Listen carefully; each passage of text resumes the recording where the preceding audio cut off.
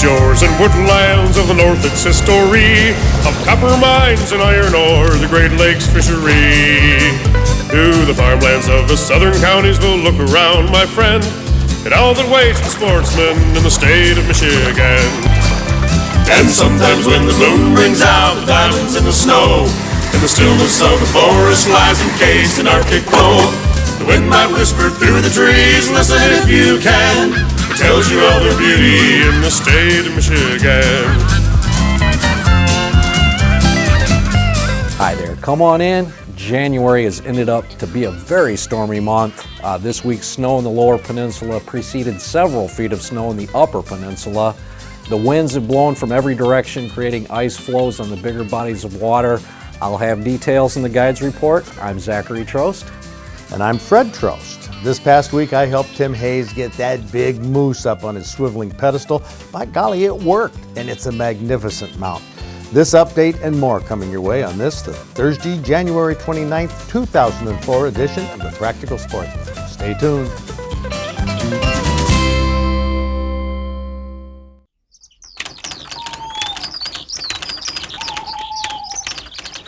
It seems that a couple of Rocky Mountain elk have been spotted in the Upper Peninsula over the past several years, and unlike the cougar sightings that have raised controversy, which by the way is also covered on the front page of this issue, Linda Gallagher's article says that these are legitimate Rocky Mountain elk that crossed over from Canada and have been seen in Chippewa County south of Sault Ste. Marie.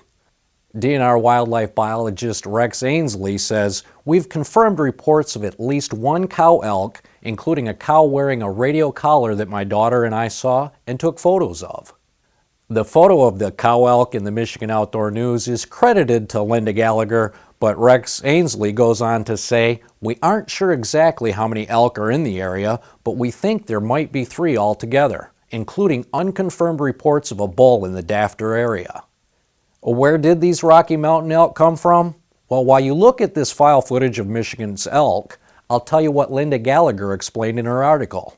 She said the elk that wandered into Michigan came from a 50-animal herd that was relocated in March of 2001 from the Elk Island National Park near Edmonton, Alberta, as part of Ontario's elk restoration project. 50 elk were released near Iron Bridge along the Lake Huron shoreline of Ontario, which is more than 90 miles from where they've been seen in Michigan.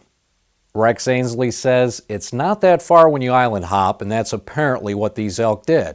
Like wolves, moose, and other species have done in the past, utilizing the ice bridge on the St. Mary's River between Sugar Island and the mainland in the wintertime, or swimming at other times of the year. You're aware that Michigan has a ban on importing game animals like elk right now, but there shouldn't be any concern over these elk because before they were shipped to Ontario, the Canadian Disease Inspection Process, which is claimed to be the most rigorous in North America, found these elk to be completely disease-free and healthy. The Rocky Mountain elk once ranged throughout Canada, including most of Ontario. They disappeared in the late 1800s due to a combination of over-harvesting and lack of habitat due to the logging industry. Since 1999, over 400 Rocky Mountain elk have been reintroduced to Ontario, where they're reported to be doing very well. Another front page story by Marty Kovaric tells about another unauthorized Canadian border crossing that involves a wild lynx, the first one to be confirmed in Michigan in 20 years. The last verified wild lynx in Michigan was found dead near Cedarville in 1983. Lynx are a large cousin of the bobcat and are found in Canada. This lynx was caught by trapper Wayne Wimmer from Charlevoix, who was running a trap line in November in the Hiawatha National Forest in the eastern Upper Peninsula. He was using leg-hold traps, which grab an animal's foot, but the trap isn't the type that wounds or kills the animal.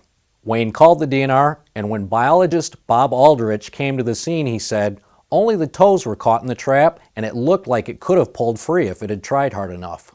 Hair samples were taken from the animal, which showed it probably came from Ontario across the ice on the St. Mary's River. When the lynx population is peaking in Ontario, which it's doing right now, some animals range to find enough snowshoe hares to eat. When he first came upon the cat, Wayne Wimmer said, "I immediately saw the color, the size of its paws, and the large ear tufts. I was 90% sure it was a lynx. Its paw would have covered 2 bobcat tracks." Fred will have a comparison of lynx and bobcats in the museum notebook. Naturally, this lynx caught in the leg hold trap was able to be released unharmed. Details on these stories and more can be found in the Michigan Outdoor News, which is available on the newsstand or by subscription.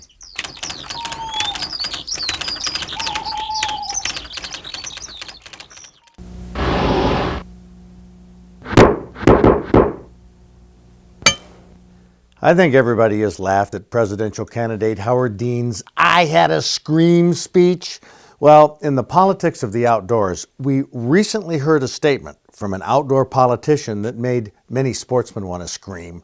I'll tell you the statement in a minute, but first let me set the stage. For many years, sportsmen's groups in the state have tried to convince sportsmen that when the DNR Commission makes regulations instead of the legislature, that somehow politics isn't involved.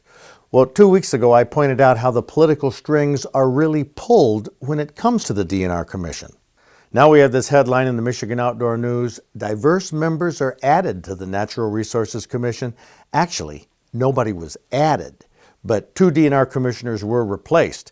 On December 31st, the terms expired of Commissioners Jim Campbell and Paul Isley. They were replaced by Jerry Hall and Mary Brown. Now, is the Natural Resources Commission nonpartisan? Well, you tell me. Former Governor Engler, a Republican, appointed Campbell and Isley, who are a Republican and an independent.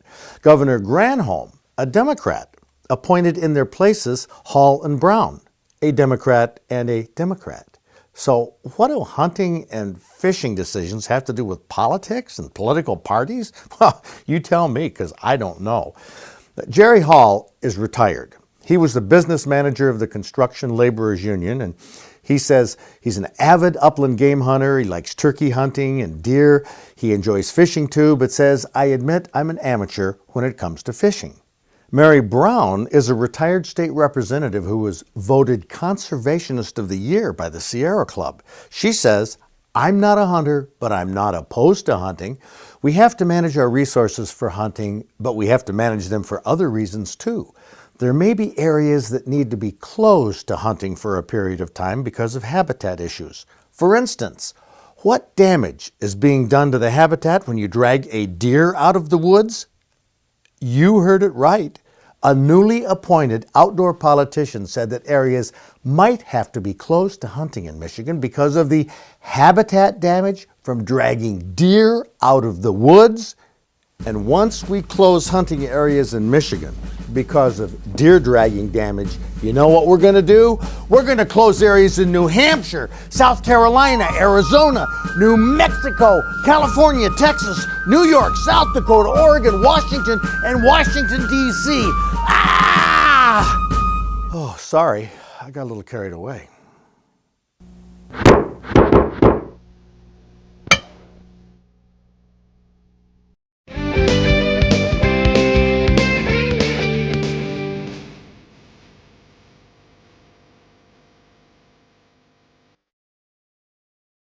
Michigan has quite a few counties that have names derived from Native American words, but this week's county is a little different. It was populated by Irish immigrants who settled during the lumbering era of the 1800s in the town of Mountain. The county is nestled right here in the northwest corner of the Mitt, about at the knuckle of the ring finger.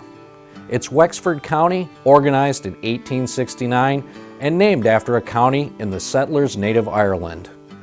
Tracks for a narrow-gauge railroad were laid down to move lumber through the high country, and development followed quickly. Rotors for the engines were geared for high traction, and the Shea Railroad hauled lumber from Wexford County. The Irish heritage is still alive in the city of Mountain, located at the crossroads of US 131 and M42 in Cedar Creek Township. Each May, the townspeople put on the Irish Spring Days Festival. When you go through Mountain, be sure to check out the historic fire barn on Main Street. In the Irish tradition, it's painted green, not red. Wexford County's best-known town is located where 3 major highways intersect. US 131, which runs north and south, M55, which runs east and west, and M115, which angles from Clare up to Frankfort. It's the city of Cadillac, named after Antoine de la Mothe Cadillac, a Frenchman who settled in Detroit in 1701. No, the city never manufactured any Cadillac cars, but it was the home of the Michigan Iron Works Company, which manufactured Shea locomotives, the ones that made high country lumbering possible. The city of Cadillac is located in Clam Lake Township, but don't spend a lot of time looking for Clam Lake on the map. The Clam River flows into Lake Cadillac right in the city, and the sister lake to the west, connected by a canal, is Lake Mitchell. During the lumbering days, these two lakes were not connected and were called Big Clam Lake and Little Clam Lake. In 1873, a 20-foot Clam Lake Canal was constructed between the lakes. It's been widened at least 6 times and is now 48 feet wide. This canal is said to be one of the man-made wonders of the world because it generally freezes before either of the lakes. Once the lakes have frozen, the canal thaws and does not refreeze again for the rest of the winter. With around half of the county contained in either the Manistee National or Pere Marquette State Forests, not to mention the numerous lakes and streams, including lakes Cadillac and Mitchell, Wexford County is a source of many awards in our Fish and Game Hall of Fame.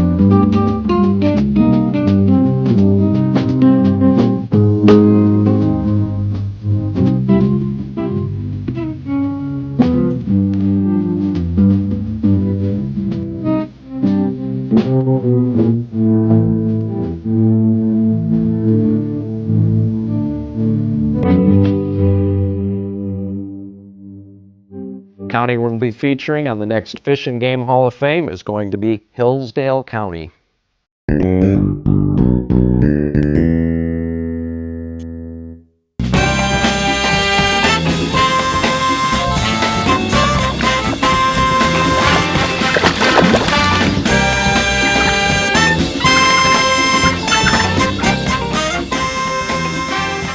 Jeffrey Adams is his name. He's from St. John's, hunting opening day up in Clinton County. Got himself a big buck, 20-inch spread, 9 3/4 inch tines, a 9-pointer. That's a cool buck. Thanks, Fred. But you know what? You know, this buck really looks cool, but your sister-in-law is really hot, too. Yeah, she is. How much did she pay you to say that? No, she's covering her face back there, though. No, in fact, Carla is one of the coordinators here on this fantastic evening, this great dinner. Okay, she just appeared, that waving thing. Well, Jeff, you been hunting how many years? About 18, seriously. And this is a big I didn't think buck. you were kidding. This is the biggest buck I've ever got, and I've seen a few probably close to this size, but never had the luck or skill to get him on the wall. So Now, but have you done all your hunting in Clinton County? yeah. You never been any place else? I hunted in Gratiot County for a couple of years and didn't have much luck up there, so came back down to Clinton County. Well, we got some big bucks down here. Tell you that. So, what's the fun of it if you don't even go out of town? Well, I'm out of town. I'm over by the Maple River, so. Oh, wiki woo! I mean, out of town. So they're like you go 5 miles away and it feels like you're up talking north. about going up north? I usually don't go up north, no, but Have you ever? not deer hunting, no. Okay, well you might just want to stay satisfied down here. I think so. I used to joke to the guys that worked at Clinton County was the land of the 6-point, but I can't say that anymore. So, Wow, I tell you, that's something else. That's a great 6-point, 8-point. Yeah, 20-inch spread. Jeff Adams, way to go. You ought to try going up north sometime because there's some guys. is that an invitation? Well, there's guys I know who could use somebody your size when we go into the bar in the evening. Oh, okay. I'm a lover, not a fighter. Okay, and that's another story. Hey, congratulations, Jeffrey.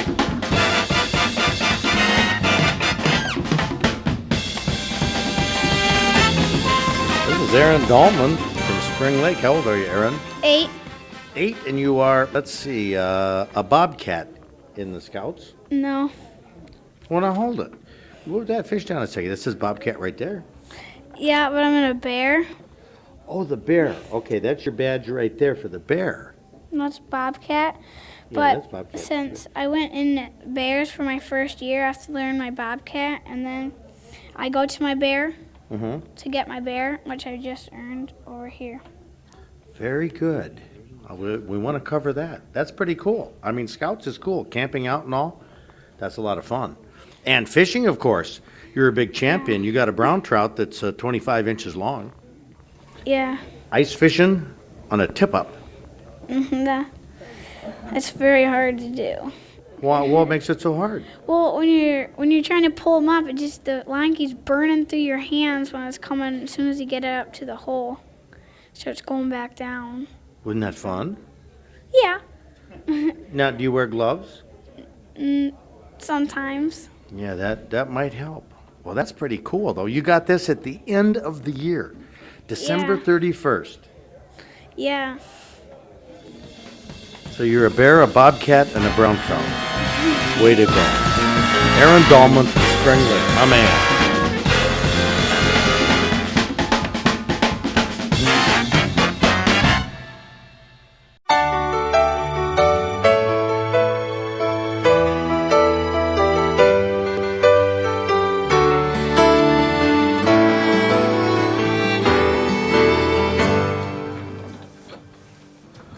Oh, now we have the base for the moose on wheels, huh?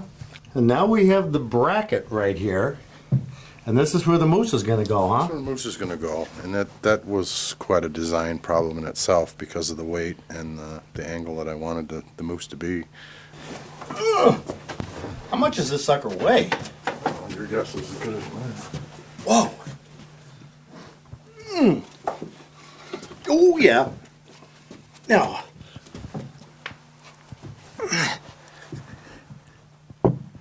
tip it back a little bit. Up, yep. There, it appears to be. Oh, here's the part I'm afraid of. Why? Because of the balance. Oh, no kidding. No kidding. Oh, I thought that the moose was going to be off to the side. No, he wants it to Oh, so it's with. straight off the end. Oh, is this cool? No, I mean, if he wants to move it out, he has that option, okay? Oh, In man. the design. Boom. No, Yeah, that's a little it's a tippy. little tippy, but I've got a solution for that. Yeah. Put some real rocks on the back side of it, and it'll be Yep, weight it down. laid down. But this way, This is preferred where he wants. and then you can actually move the whole thing. Wow, yeah. Oh, this is tasty. This is tasty. Oh, you gotta love it. Look at this thing, Mary. This has, can you see down here, see this, what do you call this, Tim? Is this a beard or That's a, what they call it as a beard. It's like a wattle or a beard, but because the other moose that we have here in the museum just have little teeny things under their neck. yeah, they're all different. They're like people. The older the moose, the bigger the beard. And I've seen them with no beards, and I've seen them with bigger beards. So Huh. That's really something. Is this a particularly large moose in the, well, no, not. I mean, it's a nice moose. It's a nice Alaskan moose, but in Alaska they get bigger. So just Huh. But hey, I'd be real happy with it. boy, this guy should be happy with this mount. Who is this? So Nick Pelko, Huh. Well, he should be happy with this baby. I think so. And of course, the idea is that he could put different heads on this Yeah, base. the design is the way he originally wanted it. Is he plans on shooting an elk, and he wants to be able to hang them both on the wall or hang one on the, Huh. interchange them. He gets tired of looking at one, he can change it. Put something else on.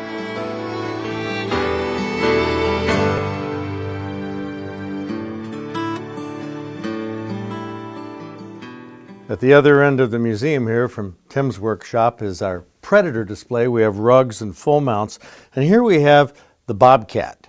And this is what is native to Michigan. There's lots of them around the state. Here's a rug. Here's the bobcat itself. You can see how its feet are quite small compared to, right over here, this lynx.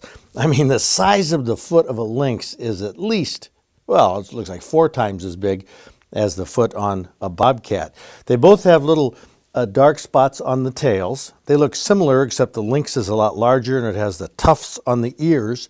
Just a really neat animal. This is the lynx, which is found in Canada. Now let's go from Good news, bad news time. Good news, February, our coldest month, is also the shortest month of the year. Bad news, this year it's 29 days. Good news, March is right around the corner with more moderate weather. But then bad news, well, March is still 32 days away. But good news, we'll keep you up on the outdoor news and conditions in Michigan while you sit on the couch in front of the fire. Hey, if the spirit moves you, get outdoors. It's a great place to be, and we'll see you right back here next week. New York, South Dakota, Oregon, Washington, and Washington, D.C. Ah! Oh, sorry, I got a little carried away.